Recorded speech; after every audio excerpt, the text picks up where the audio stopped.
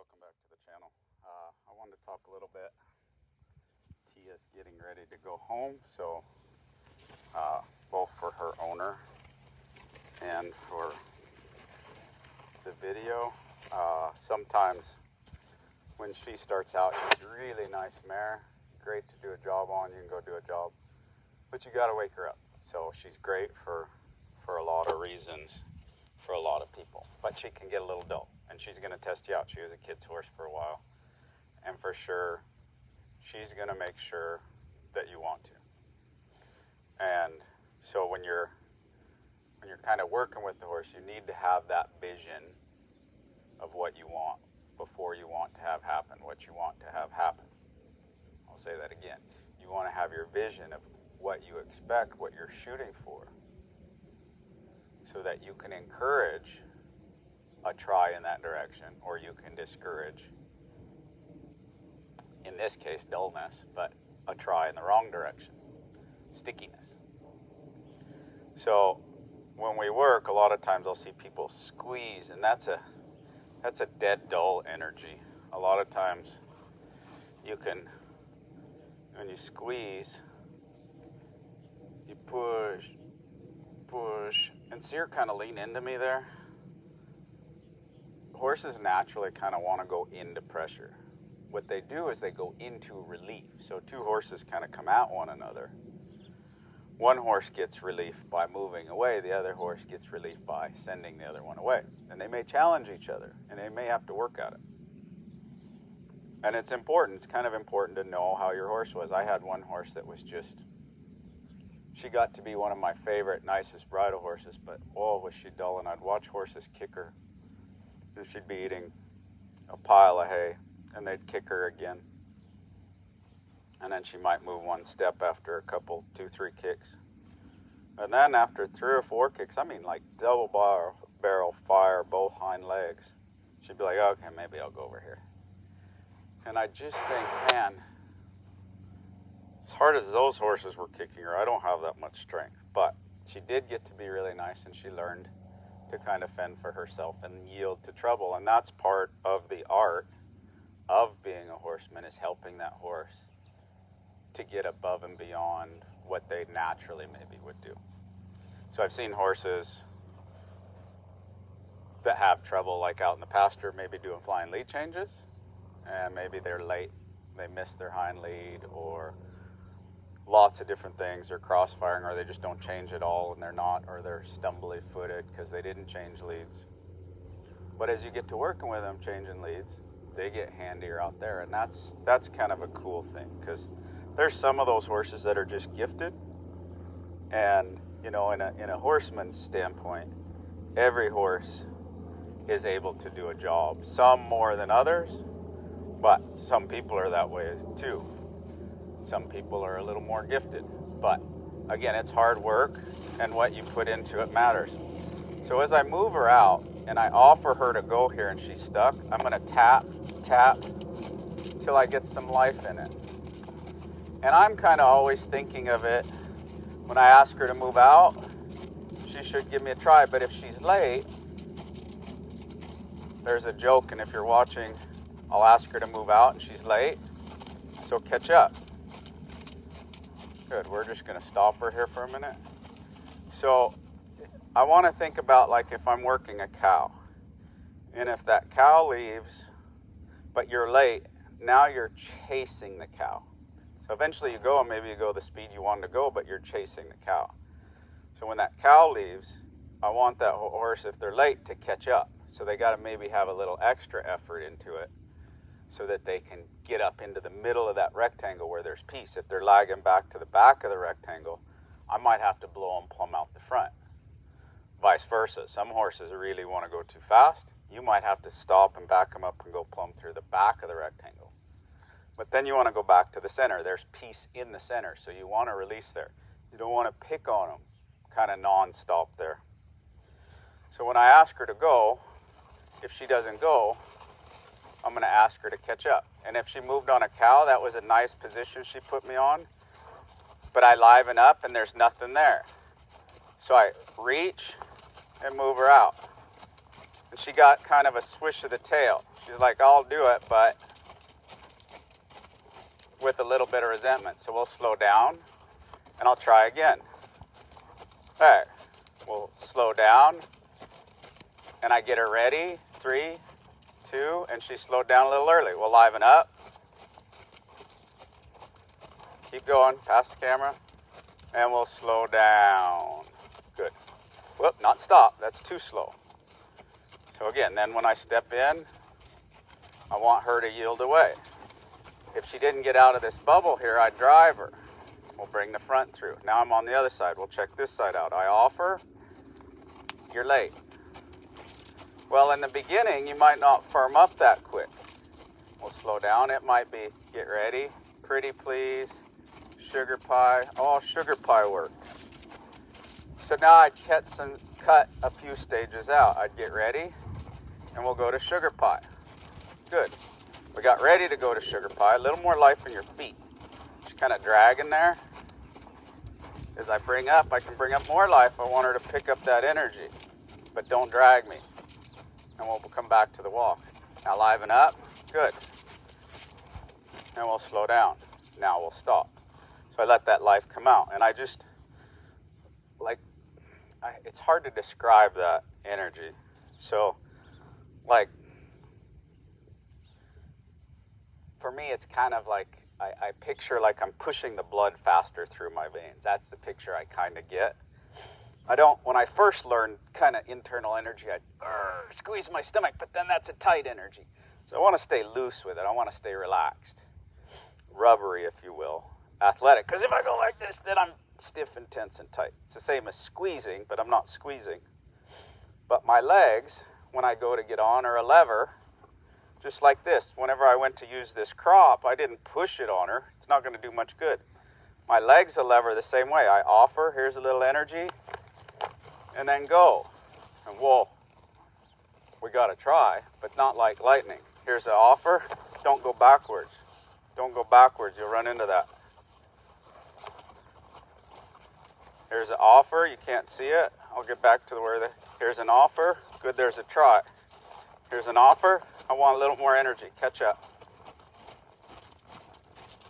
We'll slow down. I'll use a bat wing there. Good. We'll slow down. 3. Good. Get where the camera. Use a bat wing. Good. I still need the bat wing and the threat. And again, she's like, are you sure? Are you sure you really want to move out? I'm okay not moving out, if that's okay. Move your feet. Move your feet. Don't go sideways. I'm going to stop her from moving sideways. She's kind of dragging me out there, evading. You got to go forward and round. Forward and round. Forward and round. Get some life forward. Forward.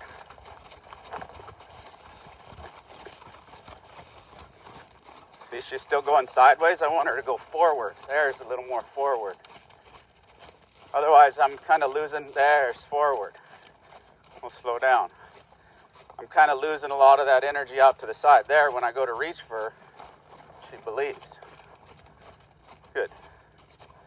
We'll check that other side out. So these are things you can do with your young horses before you've ever gotten on. We'll slow her down. Good. Couldn't quite see that one. We'll move her up. Good. And we'll pet her.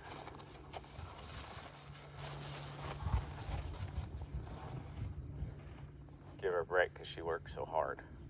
Not really, but it's important to reward those tries. So again, then it's the same kind of from her back there.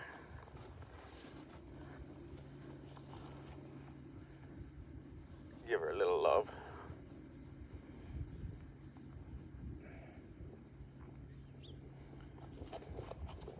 And that's the hard part. We're going to kind of move her up like there'd be a mounting block here since she wanted to evade a little.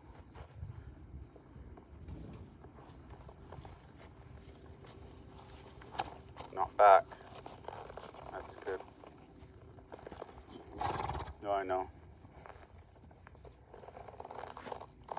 Oh. So, and if you had it, I don't know what order I want to do. So she also kind of wants to get bracy there to back. So I'm going to get her soft. Again, she'll kind of try you out about every ride. And I'm just going to keep getting her soft, but I'm going to not release all the way, just kind of give half releases. I'll reward it. And if she doesn't give, I just wait. And if she pushes harder, maybe I have to have my feet out in front of me. See, that kind of helped her to brace there. If I'm just sitting on my butt, then I'm kind of just pulling there. But maybe sometimes if I brace on my feet, she can't kind of get me out of balance. I see that a lot of times with greener riders. They'll get like this. I want to keep my feet up under me to balance. Well, I want to kind of set this up there until when I reach for her, she reaches for me. Now you can kind of see when I offer her to go, there's not much there. So again, it's the same as it was on the ground. I offer with my legs and nothing. Kick, kick, release, get a change. We'll stop her. So since that wasn't good, test, yeah, still working. Good, that time she came with my seat. And that's more what I'm looking for. But if she's dull to go from a stop, catch up, to a walk, how much more is she going to be from a walk to a trot, say, from a trot to a lope, to keeping the energy, for a flying lead change? Good, we'll get her soft, we'll stop her. So there's as many steps between 0 to 1, and this area is 1 to 10, and a lot of times if you're losing energy down to the trot in your simple changes, in your flying changes, it can come back to here, the 0 to 1 stuff. When I rise up, I want her to liven up, not be late. If she is, mama tomato, baby tomato, and daddy tomato, every time they walk down the street, daddy tomato says, catch up. Good. When I rise up, she's with me. If I pick up my energy at the walk, that's too much. So that's kind of a good problem to have with one that's a little dull. I'd rather have them, I'll get ready. Good. If they're a little dull, I'd rather have them putting too much than not enough for a while. And then I'll slow my body back down. Good. And then we'll liven up. Good. I don't necessarily need to trot now. We'll slow her down, but I don't want to just go, I don't want to be in one place and have her thunk and stay there. Because then pretty soon what I see people do is they start begging, like, come on, keep going. Well, I want, when my legs get active, I want that to mean let's go. Not stay going the same speed like you're pedaling a bicycle. I get ready, we speed up. So I bring it up, and then I let it, 3, 2, 1, come down. But I might not let it stop. We'll liven up again. When I jog, I want her to jog. If I was going to go up to the trot, then I'm going to trot up here with my upper body, just like I'm jogging. When I walk, I'm going to walk down here with my body. And she felt really good right on here. Like those are things that I'm looking for in my brain when I say, right now, I want them moving up, or your leg. And whenever I get ready and I start walking with my body, right on walk, is where I want them to go. Now, she's livening up. And 3, 2, walk. Good. A little early. Again, better to be early than late. I just want to check out, because she came a little early, that she would still kind of liven up to the surface. And it's kind of like getting water boiling. It takes a little bit sometimes to get it boiling, but as we free her up, that's why I thought it'd be good while I was just kind of getting her alive to kind of let her work at it. Now the water starts to boil. Now when my right leg comes in here, she doesn't speed up. There. So I get active until she speeds up.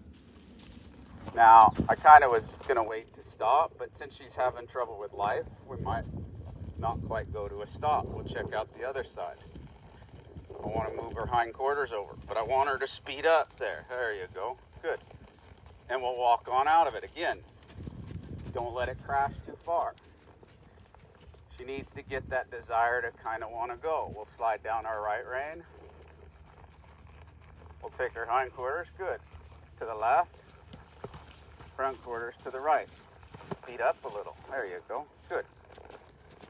Good. She came up with 2 legs. If she's dull off 1 leg, then I'm going to liven back up off 2 legs. And at least get a change there. Come on. All right. There, she put some effort into it. Oop. You're all right. So she's not feeling it, so I'm going to speed her up. Good. Now the front. You're late. Good. Put some effort into it. Nice little arena rose there. We're not really working on that, but it's nice to see that they're kind of anchoring on that a little bit as I'm working on life. Oh, really nice. So on something like that, again, I might go to something else. We'll check out 2 legs. We might get her soft, stop her, check out that backup, give the liven up a little bit, make our turn. Good. And she had some effort in it. Liven up. Good. Get soft. Don't push. Push just a little bit. So I waited till she came back off of that. Rock back. As that left leg comes off the ground, we'll sweep it across. Good. And that's just a nice little warm-up thing. Again, sometimes here when she wants to kind of lean on my hand, I want to break her feet loose there. It's like a rusty hinge. When I draw, she wants to push on my hand. I want her to reach with that hand. Right there's a brace. So I time up with that leg and I'll move her over. Right. She started to flow. Good. Stay forward though. Don't quit walking forward. Good. If I took it back here, that's a rock back because now my hands are behind her legs. But when my hands are out here in front of her legs, if she's braced through her rib cage, my inside leg's going to come through there saying, hey, don't cut through, because with that brace in there, sometimes she'll want to get flat and dive in there a little, drop her shoulder, if you will. So I want her to stay out and round here until I open her up in the front feet. And when I open up, I want her, see right there's the brace. There, she softened. And then we'll open her up in that turn. Forward and reaching with her front leg. Forward and through with that front end a little bit. So anyways, I hope these few tips kind of give you a few things to work on when you warm up. She came down really nice off my seat. Again, just kind of getting to where you're aware of some of those things. And if you don't have enough leg, if I go to rise up and she didn't, if I didn't have enough leg, you know, with a rope and a McCarty, I've got a crop on both sides. I could get ready to go, and if she didn't go, tap. Again, my leg's a lever the same as the rope. So I don't want to, like, just kick from here, the knee down. I might come out from here, where I got a little more leverage there, a little longer swing of my lever being my leg. So, and then, again, on this side, I always have my McCarty if I need it, see? But you just want to be careful with that, because if you get to using your McCarty too much, then pretty soon, see, they'll want to speed up just to swing your rope. Be walking through a branding pin and they're wanting to run off. So everything has to happen in balance. If I move them out with something, I have to have them learn to follow my seat here and not move out when I swing a rope. Not move out when I swing a rope. I'd swing the other rope, but it's a left-handed rope. She's left-handed, and yeah, I don't. It gets all kinked up, so I can swing a rope left-handed, but I swing a right-handed rope left-handed, so otherwise it's just awkward for me. But anyways, I hope these tips help you out. If you have any questions at all, please leave them in the comment, or you can email me at pauldietzhorsemanship@yahoo.com. If I don't get back to you, maybe drop a comment. I get a lot of spam on my email, so a lot of people doing other things, especially since I've been doing these videos. So I don't always check it as regularly as I should, but it's not because I don't want to answer your questions. So I appreciate it. Helps to share with others. Again, if you have the question, another 1,000 people, so it really helps me in my videos. And while we're on that note, just again, thanks for watching, and those of you that click the notifications, those of you that let me know that you're still enjoying them. It really does. Sometimes it makes me feel, at least when I'm here riding by myself, that at least my friends are with me. So anyways, I hope you guys enjoy it. Happy trails. Enjoy that journey. Catch you on the next one.